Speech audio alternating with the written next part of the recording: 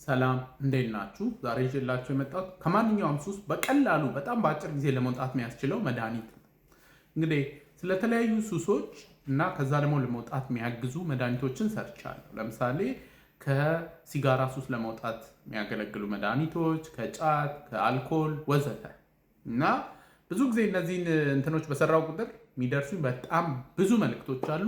አብዛኞቹ መልእክቶች ምን ይላሉ? በቃ መድኃኒቷን ብቻ ዝች ጋር ጻፍልኝና ልውሰዳት፣ ወይም ደግሞ ልጄ፣ እህቴ፣ ወንድሜ፣ ባሌ ይሄ ሱስ አለባቸው መድኃኒቷን ዝች ጋር ጻፍልኝ የሚሉ መልእክቶች ይደርሱኛል። እና ይሄ እንግዲህ ሾርትከት እና በቀላሉ ከሱስ ለመውጣት የሚደረጉ ሙከራዎች ናቸው። ግን ከሱስ የመውጣት ሂደት ፕሮሰስ ነው፣ የሪከቨሪ ፕሮሰስ ይባላል እንጂ አውቶማቲካሊ ሰዎች በቀላሉ የሚወጡት ነገር አይደለም። ከሱስ የመውጣት ሂደትን በተመለከተ ማርክ ትዌን በጣም መወዳት አባባል አለች። ምን ይላል? ከሱስ የሚወጣው ቀስ ተብሎ በደረጃ ነው እንጂ የሚወረደው ሊፍት የለውም መውረጃ ይላል። አስተውላችሁ ከሆነ ሱስ ውስጥ ለመግባትም በደረጃ ነው የሚገባው። በአንድ የተነስቶ ሱሰኛ የሆነ ሰው የለም። ቀስ በቀስ መጀመሪያ ደስ ይላል ምናምን፣ ከዛ አእምሮ ውስጥ የተወሰኑ ለውጦች ይካሄዳሉ። ከዛ ሱሱን ካላገኘ ሰውየው በጣም ይቸገራል። ለዛ ሳይፈልግ ራሱ መጠቀሙን ይቀጥላል ማለት ነው። ከሱስ መውጣት ሂደቱ እንዴት ነው ስንል በሊፍት አይወረድም፣ ወይም ደግሞ በመስኮት ተዘሎ በፓራሹት የለውም። እንደሱ ቀስ በቀስ በደረጃ ነው የሚወረደው።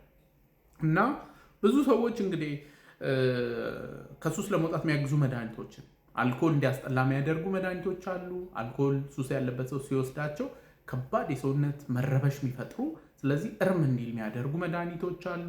ከሲጋራ ለመውጣት ደግሞ ያለውን ይሄ ወስዋሱን ምናምን ለመቀነስ የሚያግዙ መድኃኒቶች አሉ ወዘተ። እነዚህ ሰርቼላችኋለሁ።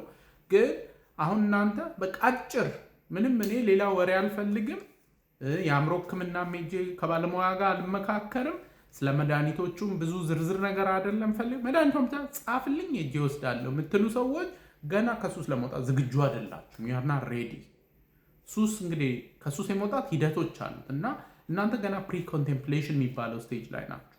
ወይም ኮንቴምፕሌሽን የሚባል እንደው በወጣ ጥሩ ነው የሚል እንጂ ቁርጥ ያለ ሰው እንደዚህ በጣም ሾርትከት የሆነች መፍትሄ እና እሱ ብዙም ሳይለፋ ማለት ነው፣ ሳይጨነቅ ምን ሳይል በቃ ጸዳ ያለች ሆነች መድኃኒት ወስዶ ላይክ ዎክ ኢን ደ ፓርክ አይነት ነገር ማለት ነው። በቃ ሙዝ እንደመላ ጠቅ አድርጎ እሷ መድኃኒት ይላል፣ ከሱስ በቃ ይወጣል ምናምን። እንደሱ የሚፈልግ ሰው ገና ስለ ሱስ ለማቆም ሙሉ ቁርጠኝነት ላይ አልደረሰም። ሱስ የመውጣት ሂደት እንደ ማንኛውም ለውጥ ነው እና ለውጥ የሚባለው ነገር ኢቨን ፖዚቲቭ ቼንጅ በጣም ፔንፉል ነው። አዲስ ልብስ ገዝተን ለመልበስ የገዛነው ልብስ ራሱ አንዳንድ ሰዎች ትንሽ ጊዜ ይፈጅብናል። እንኳን እንደ ሱስ ያሉ ብዙ ነገራችንን አእምሯችንን የሚለውጡ ቼንጆች ይቅርና ማለት ነው። እና ከሱስ ለመውጣት አንድ ሰው ሁልጊዜ ማሰብ ያለበት ሱስ ሲያቆም ፔንፉል ነው፣ ኢዚ አይደለም። በቃ ብዙ አካላዊ መረበሽ ስሜቶች አሉ፣ የእንቅልፍ ማጣት አለ ወዘተ። ከዛ ደግሞ የሱስ ሕክምና ሲካሄድ ገንዘብ ወጪ አለው፣ ብዙ ነው ወጪ። አንዳንዶቹ በተመላላሽ ሕክምና መታከም ይቻላል፣ አንዳንዶቹ ግን ተኝቶ መታከም የግድ ይላሉ፣ ወጪው ብዙ ነው። ስለዚህ አንድ ሰው የሚወስነው መቼ ነው ሱሱን መቀጠል ነው የሚያዋጣኝ ወይንስ ሱሱን ማቆም ነው የሚያዋጣኝ የሚለውን ካልኩሌሽን መስራት አለበት። ልክ ሱሱን መቀጠል በጣም ፔንፉል ካልሆነበት አንድ ሰው ለማቆም አይወስንም። ስለዚህ እሷን ካልኩሌሽን መስራት አለባችሁ። ማንኛውም ሱስ ደግሞ ገንዘብ፣ ጊዜ፣ ማህበራዊ ህይወት ያስከፍላል። በጣም ብዙ ነው ወጪ። ስለዚህ ጤናን ያስከፍላል፣ ማህበራዊ ህይወትን ያስከፍላል፣ ከዛ ደግሞ ኪስህንም ያስከፍልሃል።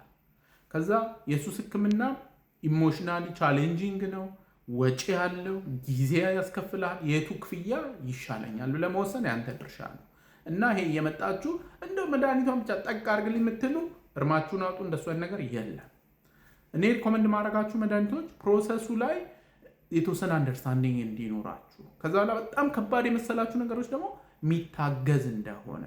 ዋናው ግን አልቲሜትሊ የግለሰቡ ውሳኔ ነው። ከዛ ደግሞ በባለሙያ ጋር ሄዶ እየተመካከረ የሚደረግ ጆርኒ ነው እንጂ ልክ ስፔስ 99 ላይ ማያና ኮማንዶ ድሮ አይናቸው ላይ ሆነ ብልጭ እና ከዛ ልውጥ እንደሚሉት ከሱስ ልውጥ ብሎ መውጣት የለም። ለዛሬ እንግዲህ ይዤላችሁ የመጣሁት ይህን ይመስላል። ይህ ቪዲዮ በጣም ብዙ ሰዎች ስለሚጠቀሙበት ኮፒ ሊንክ፣ ሪፖስት፣ ሼር ይደረግ። ሁልጊዜ እንደምለው ያለ አእምሮ ጤና የለም። ደህና ሁኑ።